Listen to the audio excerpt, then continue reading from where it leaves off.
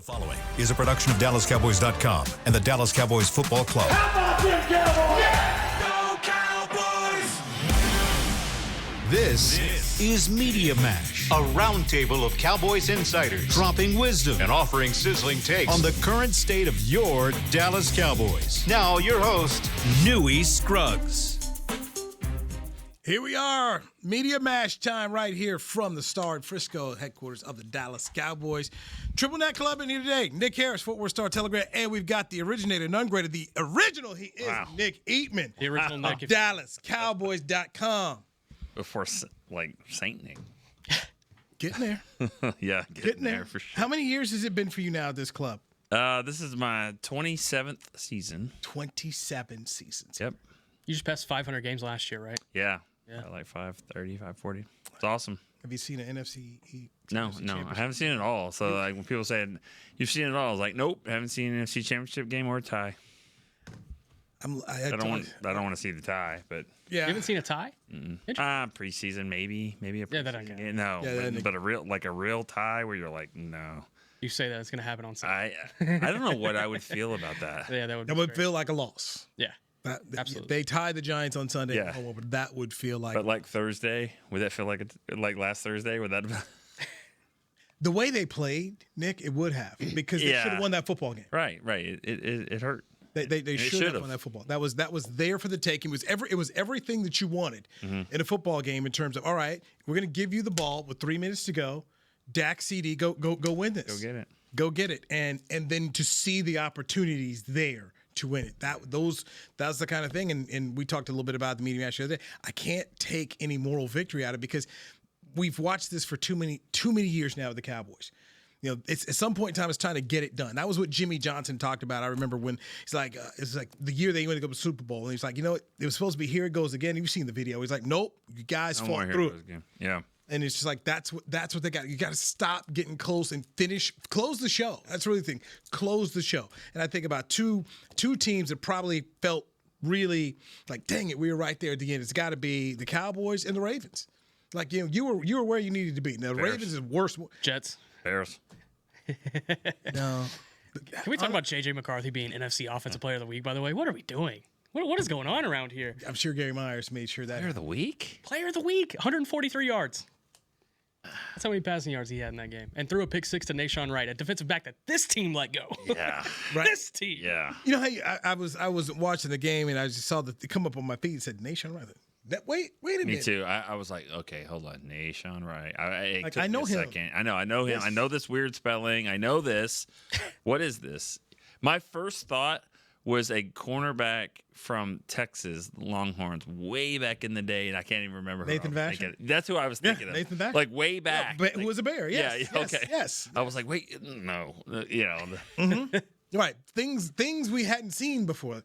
There's a lot of, like, there's about 6 or 7 different storylines from former draft picks, like, in the last week. Yeah. You know? I mean, you think about, like, even the Panthers picked up a couple of guys. Deuce Vaughn is now with the Broncos. I mean, you know, of course, a lot of guys at other teams, you know, debuting with Seattle and Jacksonville. They had good days. Green Bay. There was a guy in Green Bay. He had a sack. I'll be rooting for Deuce Vaughn. I will be. I mean, sure. It's one of those situations where it didn't work out here, but we know, especially watching it happen. We watched him at Kansas State. He can play football. And I think he's going to a coach who'll find something out of him, Sean Payton. That's right. I mean, I guess I didn't even think about that connection with not the connection, but Sproles, right? He had Sproles. Yeah, Sproles, right. But I don't know. I feel like he had chances here. I do. I mean, I don't feel like if he goes somewhere else, I don't think it's gonna. I think it'll be like Jimmy Smith if he has that grade. I mean, it's like, okay, you had chances, but you didn't do it here. You had to grow up on your own. Here's my comp for him. I think of Danny Amendola. You know, when we saw Danny Amendola come out here with the Cowboys, and he's all Oxnard. Look good. Got a preseason game. Fumbling and you know, couldn't make it work, and they let him go. And Danny goes to the Rams, catches on, has a good time, you know, good time run there, and then ends up with Belichick and company, wins the Super Bowl. And I just think of like it can happen this way. Yeah, it can happen this way. It's true. No one's really faulting the Cowboys for that one.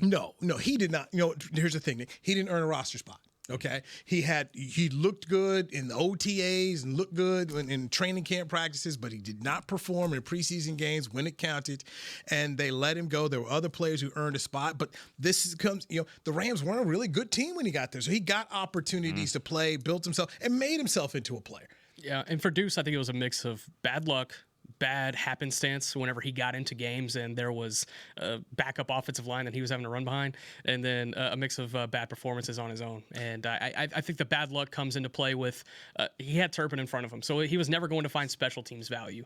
And the special teams value is so important if you're trying to be that RB3. In the Stay right there. I had a good buddy of mine, Delatorre McNeil. He always say, if two of us are the same, one of us is not needed. Yeah. And that was the case with Turpin here. Two of us are the same, one of us not needed. So we're not going to keep two little dudes out here. They're just not going to do it. They did it for a little bit, but at a certain point in time, somebody was going to have to be there, and they paid Turp, and so they went in a different direction. That's why I say I hope he does well. I think he can play, get some opportunities. We've seen this happen before. It's funny that you say that because, and they're both here. That's fine, but I kind of wonder, like with the Bass and Hoffman. You know, I'm like, you got two guys, backups, both can play guard, both can play center. I kind of wonder, like, how long it's going to be. I mean, it's good to have those guys, you know, as backups, but they do kind of seem like they could be the same player. When you find that one player like Jaden Blue, when you find a one player, you say he clearly has that, then that's what will make the separation go. But any podcast ever have a mentioning of TJ Bass before Dak? I mean, does that ever happen? Maybe up in Eugene. Yeah, right. It's Giants week, Dak Giants week. I mean, you know, what else do we say? I mean, 2016 was the last time he lost to the New York Giants, and Nick, you and I were there. It was a game in East Rutherford, and remember that before pregame? It was just like it out of nowhere. It just started to snow. I don't think it was even expected. No. It just pregame. Weird. It was a weird one. It was just weird. And then, but yeah, the Giants, that's when they had Snacks Harrison in the middle, and maybe the guy that was here. I'm trying to Hankins. I think Hankins was in there. It was a weird game. And, you know, they had that long winning streak, and it just happened. And Dak didn't have a great game, but it wasn't his fault. But I'll always remember Archer asking Jason Garrett, why didn't he put in Romo? Like, huh? Like, they've been on a run here, Todd. I mean, it wasn't the fault of the quarterback. Like, it wasn't his fault. He didn't lose the game. He was a part of it, but he wasn't the reason. Archer asked that, huh? I would ask that too. No, I wouldn't think that one, but I, you know, once it got later in the season, I mean, you can easily go back and look at that now, but when's the last time this team's been on a streak like that? I had the game notes here. I didn't bring it, but just it's been a minute since they've. I mean, 10 that was 10, wasn't it? Dude, this is. Yeah. Oh, I would that 93. I mean, honest, like after Emmitt came back, maybe I don't even know that. No, I wouldn't even that much. Well, I meant to say against one team. You know, I'm sorry, one team? Yeah, because the way it went against the Giants. I mean, it's a Dak's on an incredible run. He didn't start all these games, but, you know, just his run against the Giants. I hadn't lost since 2016, and it was 7-8 in a row that they had beaten. They own them. Basically, I was telling somebody the other day, Dak against the Giants is what Aaron Rodgers was when he was with the Packers against the Bears. You know, owned them, period. So that we looked at that stat. It's only happened 3 times where 13 games or more, and it's Brady against the Bills, and it was Bob Greasy and the Dolphins against the Bills. Wow! As far as one team against one opponent, and a guy just smoking them. I mean, it's just like, okay, just write it down here. Yeah. It was it's a pretty incredible streak, and do you either one of you worry about an overconfidence in this game? I wouldn't say so. I think there's a healthy amount of chip on their shoulder going into this one, coming off that loss in week 1. From the time that you ask questions to Schottenheimer, you ask questions to even some of the guys in the locker room today, they understand the dominance that they've had over the Giants over the last few years, but it's not lost on them that this is a completely different year. It's a completely different environment. Well, you got to look at it in a vacuum. It's one game. Their head coach doesn't have a win, and I mean, he knows that. Yeah. And you know, I think that's a big deal. And I think beating Philadelphia last Thursday you could definitely see like, hey, this is something to think about, after a big win. And now, of course, they got the Giants coming in. That could be a problem. But I think the fact that they still lost, going 0-2 would be so problematic. I don't see it. I think that's valid, but I just can't imagine this team being overconfident for, they haven't won in a while. 0-2 and 0-2 in the division. And somebody's going to do it. Right? Yeah, somebody. Mm-hmm. And then I'm looking towards also just next week, where here are the Bears who lost the game that they were in control of on Monday night at home against Minnesota. They got to face the Lions. Both of those teams are 0-1, so it's a division game there. That the Cowboys could be in a situation where they go to Chicago, and the Bears could be 0-2 at home.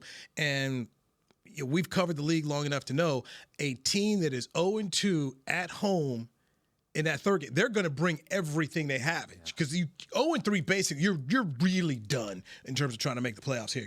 You go 0-3. So these next 2 weeks for the Cowboys, to me, these are critical games that they need to make sure they get. Somebody in the NFC North, the Bears or the Lions, going to be 0-2. Mm-hmm. Same with Cowboys and Giants. Then the difference is that Cowboys, one of these teams, Cowboys and Giants, but if the Cowboys lose, Schottenheimer will be coaching in week 3, but.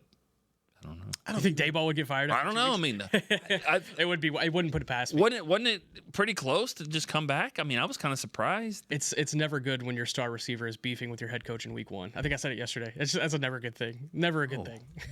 Before I would fire Dayball, I'd fire that general manager, Joe Shane. Yeah. Because, at the end of the day, we traded Barkley. He was good. And look, Daniel Jones, I just look like, Oh, I forgot about dude, that. I look like, I'm like, who's this dude? Yeah. I mean, so I had former Ranger general manager John Daniels text me.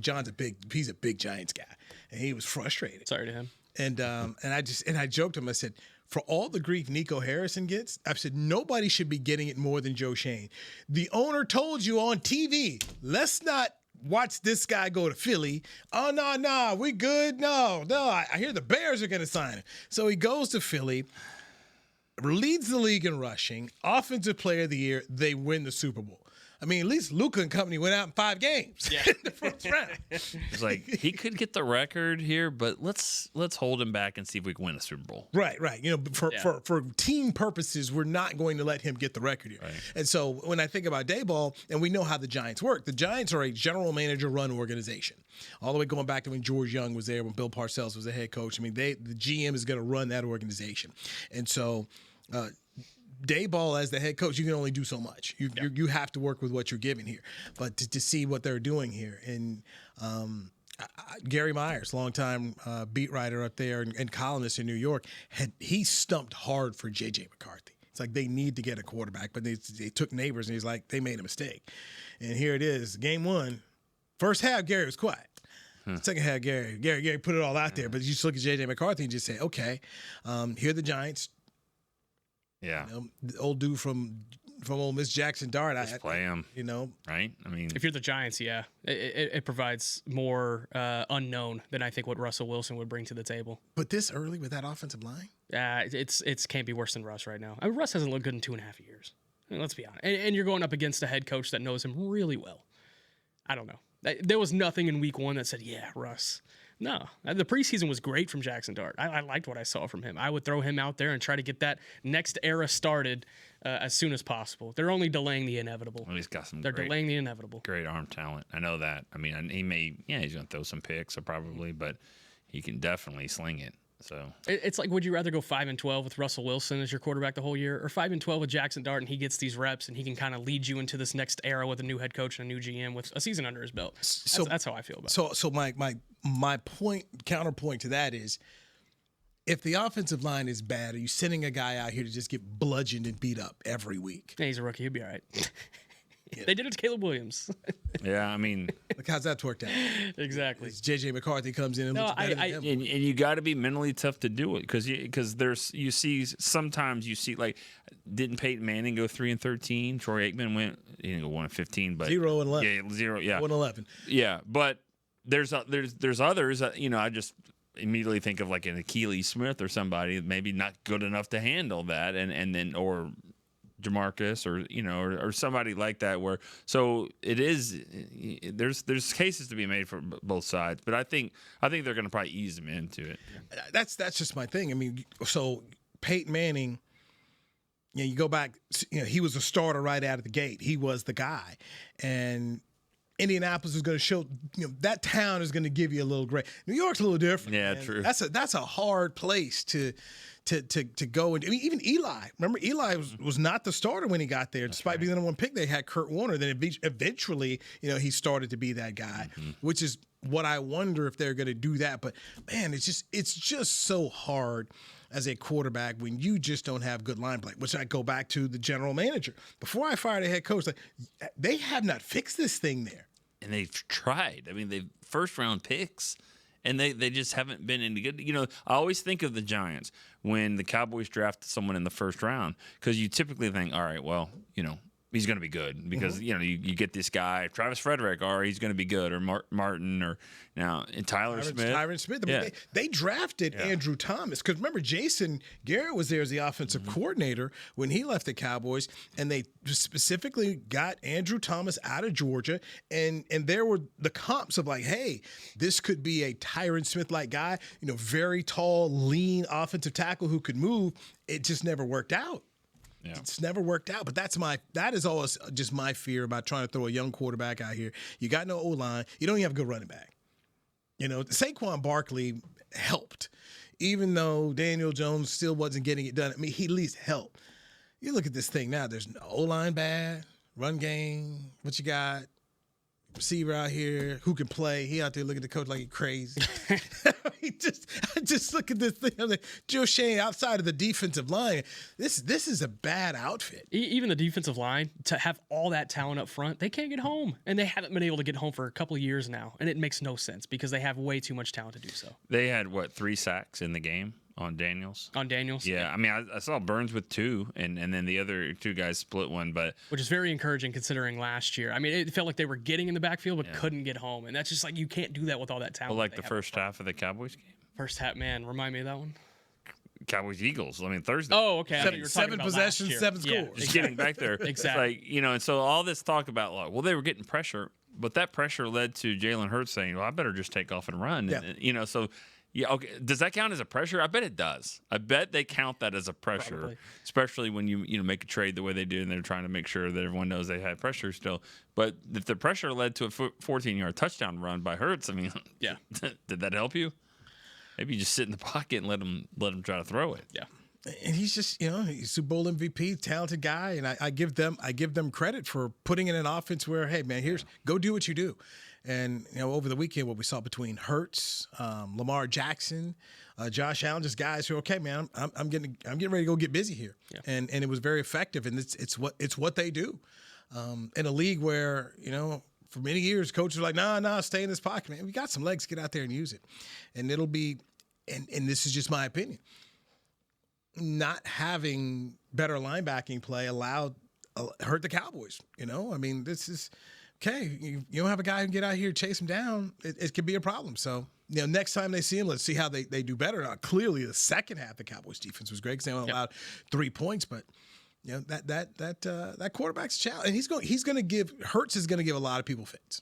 If you don't have a good linebacking core, you're going to give some fits. They just have so many weapons where they can do whatever. And you hear all the time about the spy. But I don't think the Eagles would blink an eye if you tried to put a spy on him. I think he'd stand in there and he'd throw it to tight ends and running backs that are running right past that spy and into open spots. I mean, I just think they're just too talented. You could try it, but I think teams have tried that too. Yeah, and the second level wasn't defending anything in the past game anyway. So for me, I was just throw Maris Leofau in there and have him hawk down Jalen Hurts. If it gives up stuff in the past game, it does. But only one completion happened more than 10 yards down the field in that game against the Cowboys defense. I mean, that second level just got obliterated in the run game and the pass game. And it's just, I don't know. For me, and we talked about it yesterday, putting Maris Leofau in the game, I feel like could have done so much for you, but just didn't happen. And when we talk about a spy, I always say, who's the spy?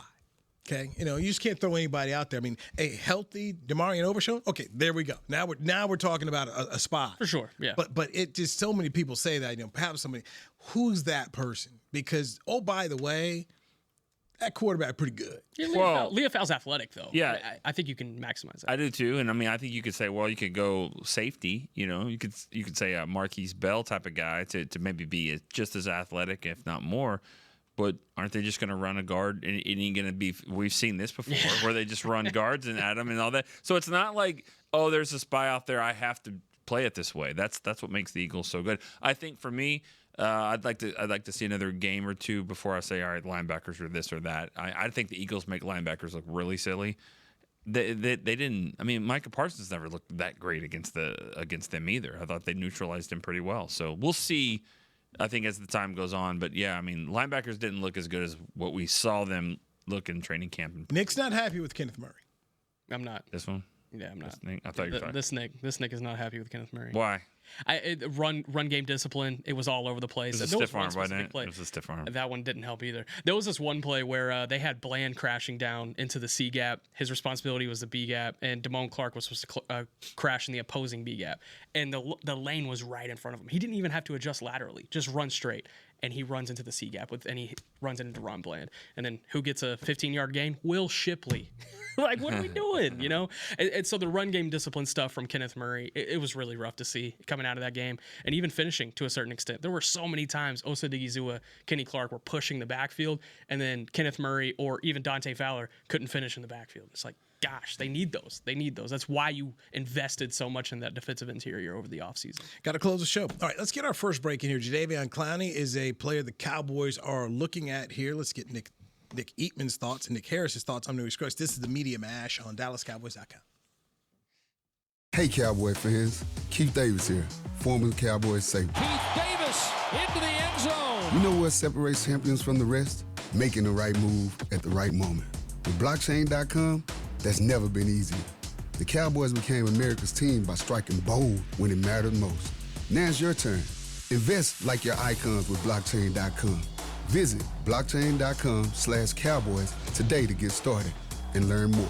That's blockchain.com/Cowboys. How about them Cowboys? Or how about them Tyson Cowboys Nuggets? As we cheer for the stars on the field, we love that we've also got some stars on our plate, thanks to Tyson brand star-shaped Cowboys Nuggets. That, along with all our other favorite Tyson Foods products, sure make game day special. Score some delicious Tyson Cowboys Nuggets and become a game day star, just like our Cowboys. As you enjoy your stars on and off the plate, remember, tailgates and game day have always been Tyson.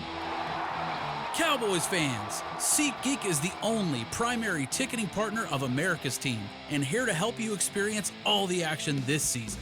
SeatGeek makes it easy to find the perfect seats to the perfect game, so you can be part of all the touchdown celebrations and momentum-shifting takeaways this season. Whether you're getting tickets to Cowboys games or to any other live event in DFW, SeatGeek is the place to do it. SeatGeek is the official primary ticketing partner of the Dallas Cowboys. SeatGeek. Look, school is starting and I'm just a kid. And let's be honest, I'm not going to shop for myself. But we can get up to 40% off back-to-school essentials on Uber Eats. Did I mention I need poster board for my science fair, lunch for my field trip, and unlined note cards for my history quiz tomorrow? Or were they lined? Anyway, Uber Eats has all the back-to-school stuff on there. So come on, let's order now on Uber Eats and get up to 40% off. We're cool, right? Cool. Not literally everything. Promotion ends 9/16 and is subject to change or cancellation. Exclusions may apply. Check app for availability. Back to Media Mash. Tostitos bags are back, and you can get the official chip of the Dallas Cowboys at your local store, available for a limited time.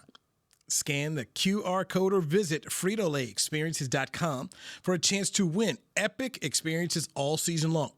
One lucky Cowboys fan will win an epic game day experience and get to be a part of the Cowboys Thanksgiving Day traditions, courtesy of Tostitos. You're in the Media Mash.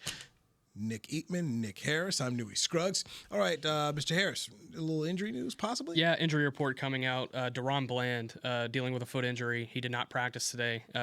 Still working to dig more info on this, but sounds like Sunday's in jeopardy right now. So okay.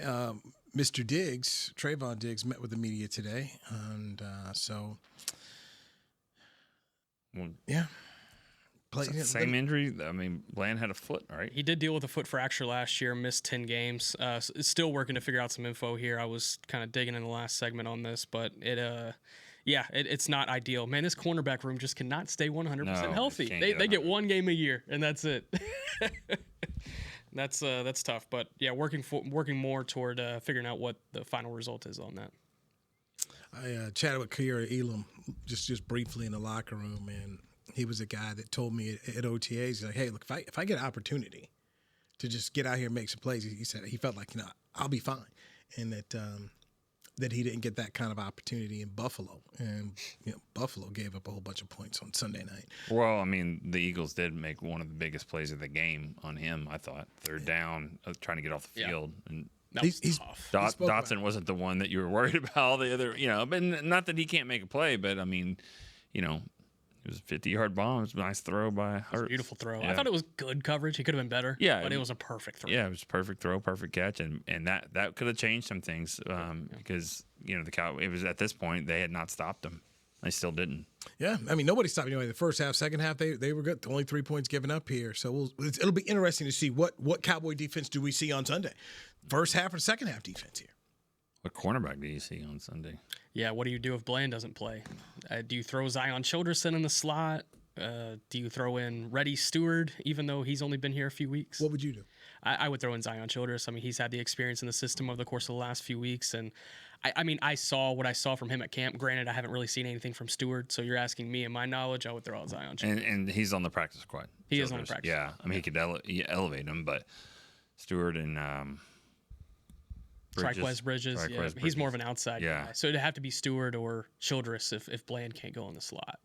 Speaking of defense, Jadeveon Clowney. Jadeveon Clowney made a little visit to the Star today. Yeah. Your thoughts, Nick? I'm sorry, I didn't have eye contact there. It's usually a name only for me, but no. I thought I was a little surprised. Honestly, I was surprised that it happened. That they're meeting with him, but then when you really look at the situation, you're like, well, he shouldn't be, because obviously the connection he's had. He's been there with Schottenheimer before, and I think.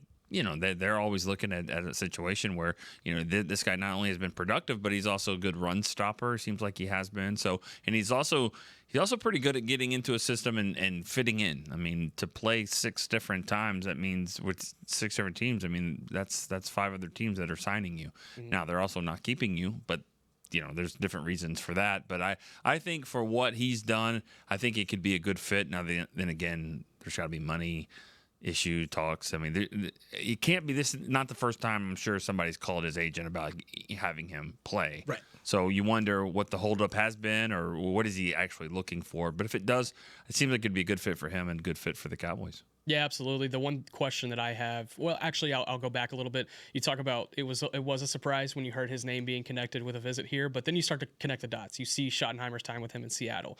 You see his experience with some of the defensive assistants as well, and kind of understanding the places he's been and how it makes sense here. The question I have is, what is that price tag going to be? Because he has signed 6 veteran contracts. Only 2 of them have been for less than $10 million per year.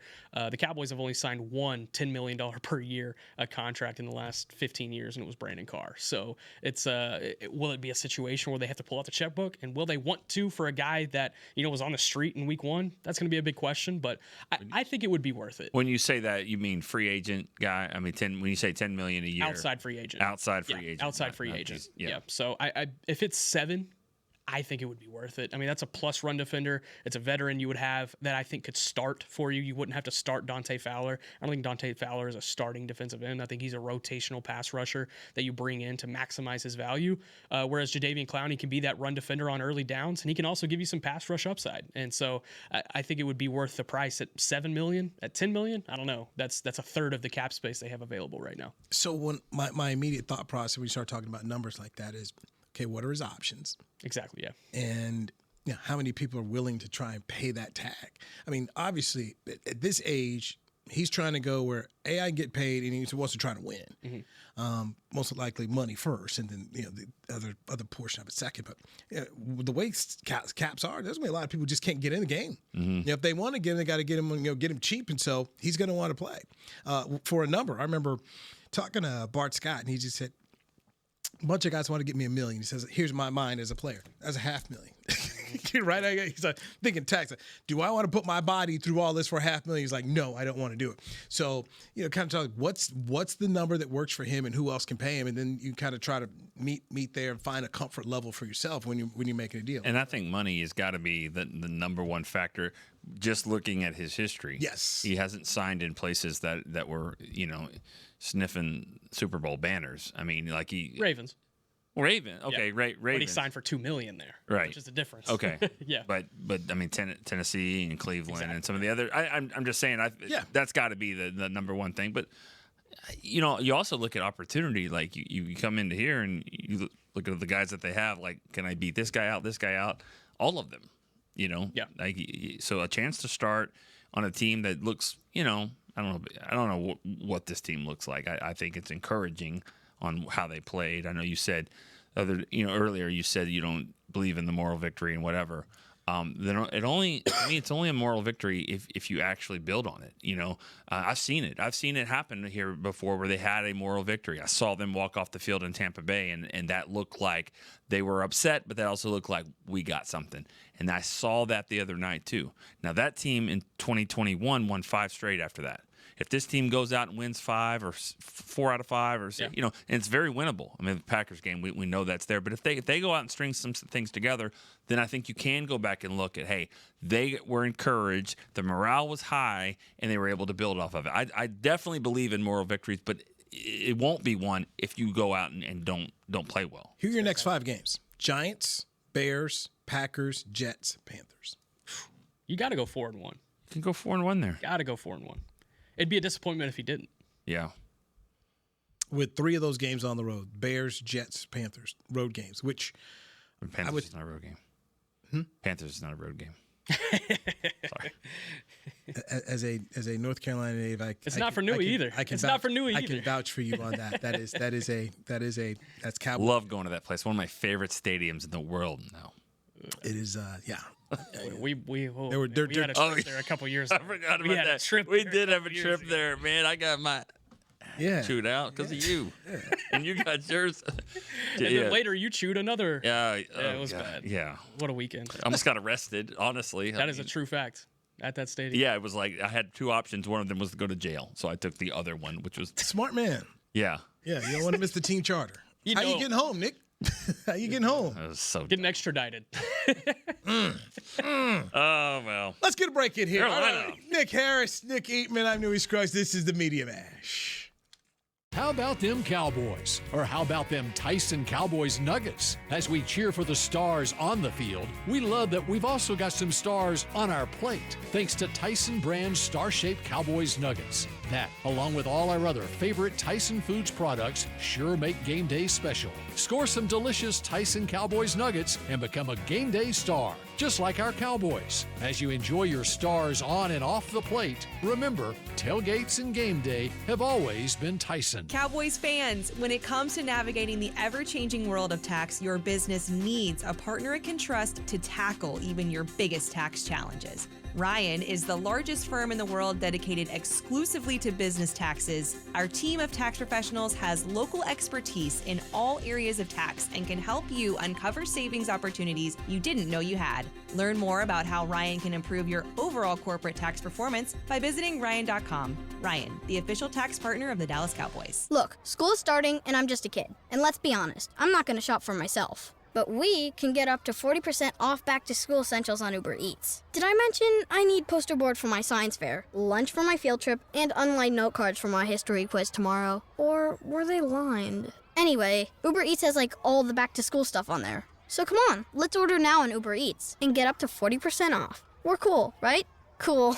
Not literally everything. Promotion ends 9/16. It is subject to change or cancellation. Exclusions may apply. Check app for availability. Hey, Cowboy fans. Keith Davis here, former Cowboys safety. Keith Davis into the end zone. You know what separates champions from the rest? Making the right move at the right moment. With blockchain.com, that's never been easier.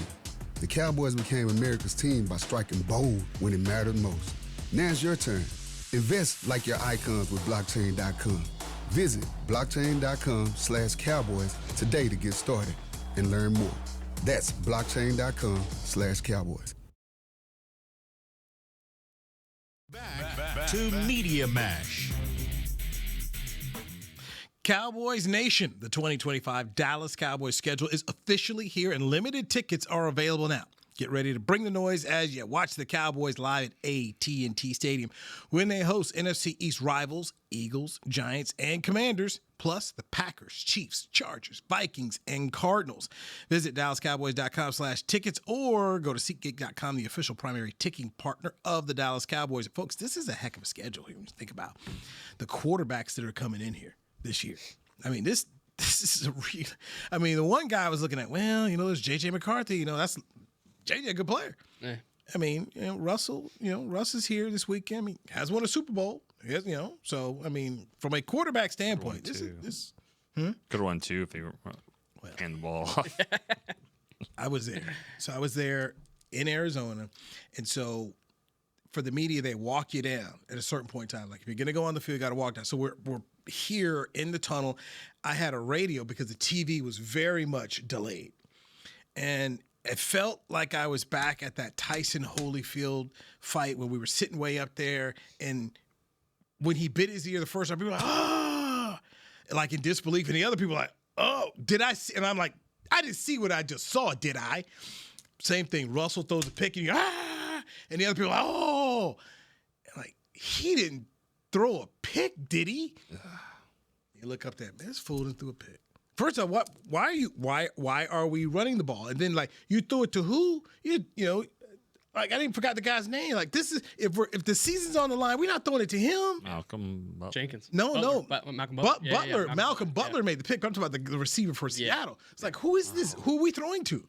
This wasn't some key player we were throwing. It's like it was just a dude. Yeah. All one. I don't know. And knowing that the previous play before Lynch gets in the end zone if Okun gets his block.